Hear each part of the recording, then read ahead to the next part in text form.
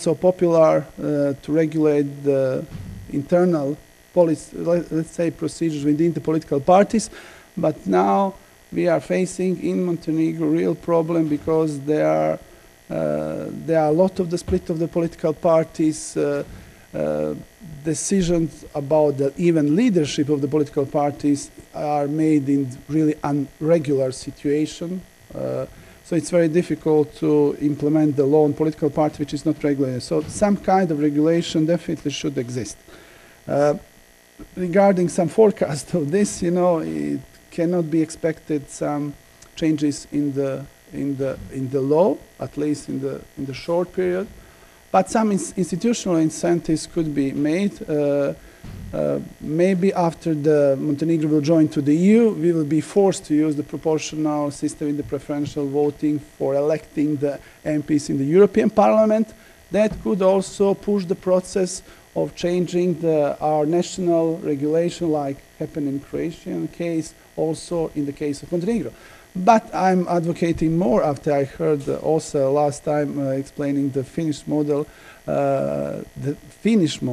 not the model that is used in Croatia. So actually, voters should vote for candidate, and that vote for candidate should be also the vote for political party, not like in the Netherlands and in some other countries.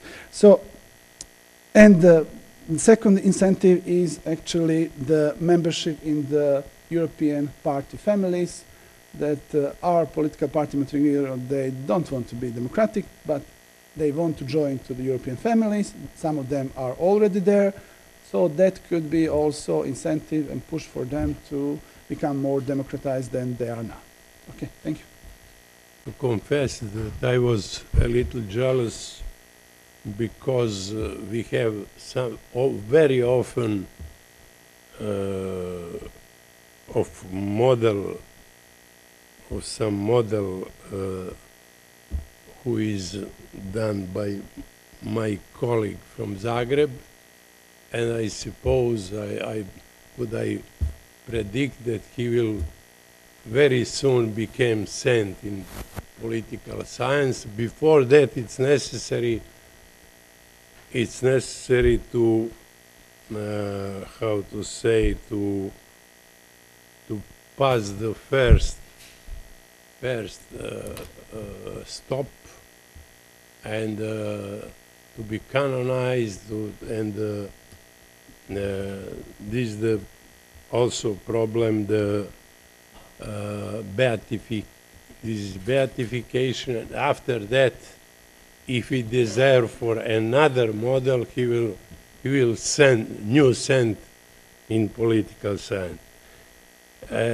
I like to say something about discussion and about part who I have to write. Basically speaking, nowadays, what we hear, it's some, how to say, we are trying to put in question one paradigm, one law of political science. This is iron law of oligarchy. This is law which lasts until days more than 100 years. I believe the first Michel's edition was 1911.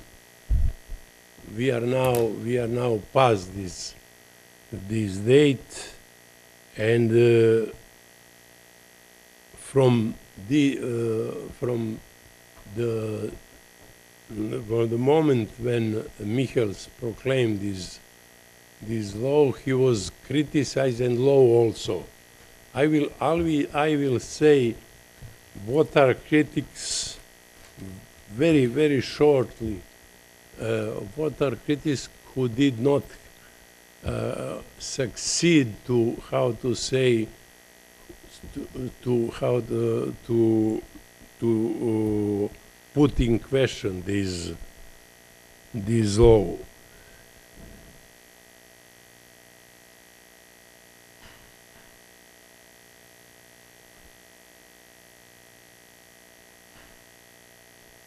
one of these how to say one these political scientists who try to find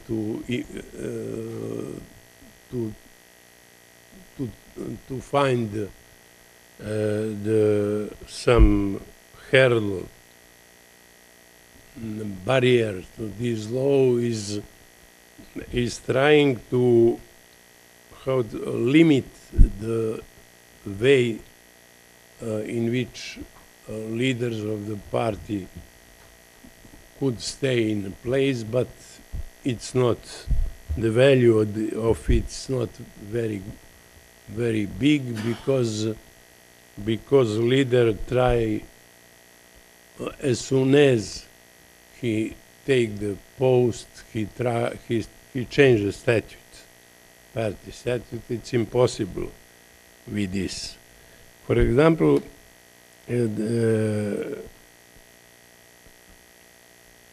also they try to limit the number of years in which party leaders stayed in power. It's also failed. This is also one failed attempt. In some party leadership are allowed to establish fractions.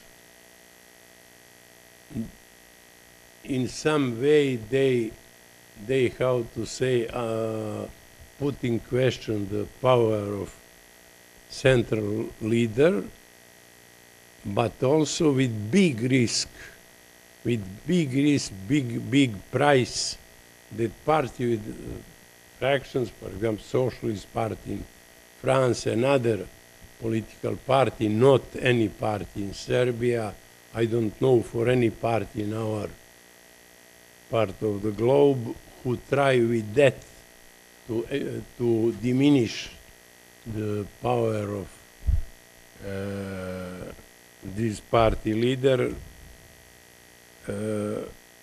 and taken together, it's until now it's impossible by free internal way to diminish or stopped or diminished power of leader to decide to orient party. Now we have had excellent analysis about Bosnian party, but you could enter participate in discussion, but what discussion? There are some discussion in which only 2 to 4 people know something about it. This financial support to political party. I'm speaking about Nordic political party. This is finding of our Estonian researcher who enter into party and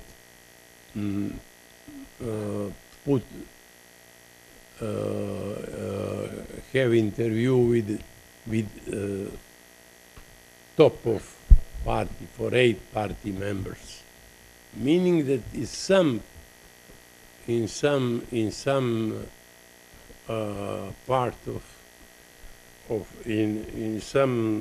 of matter, this is absolutely secret to, and the participation is may be allowed in some not so important question, but much important, or question in coalition. Nobody knows in Serbia in these days who, because we will have in the day to come in Parliament decision about government. Nobody knows until now who is with him, with whom speaking about this. This is a question of coalition, meaning that these 100 years ago,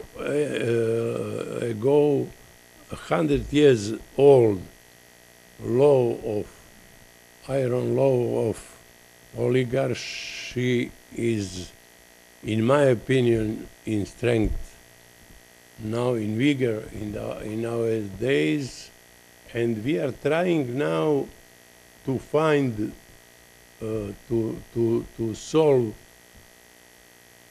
maybe insoluble task, but to know that if it's possible, maybe it's possible to find some barrier or some element to catch out of the party in parliament. Is it possible, for example, in electoral law, we are trying that find in electoral law and some, and I will finish for 3 minutes if it's necessary, to find something to encourage these democratic tendencies, democratic trends. Maybe it's possible because if Parliament decide who is from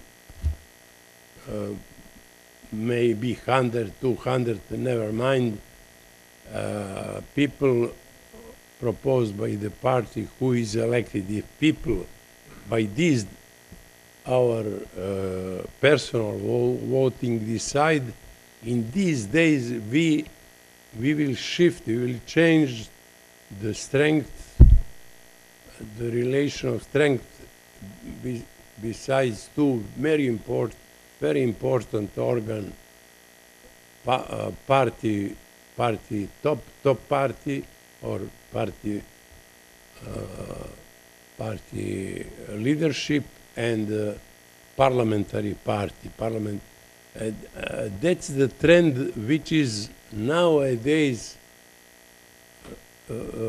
yet in how to say in Western Europe, when party in parliament or parliamentary part, the party have much more power or same power with the party. And to finish it and to respect the very strict president,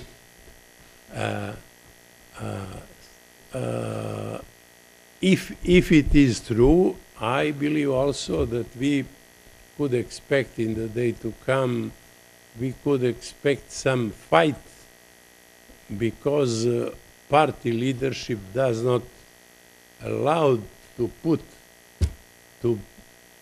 the power besides his arms, and meaning that Parliament will, if we agree that something is very good and possible, Parliament will not, political party in Parliament, when you say this ruling party in Parliament will not easily allowed that this change will accepted by law. Thank you. I would like to thank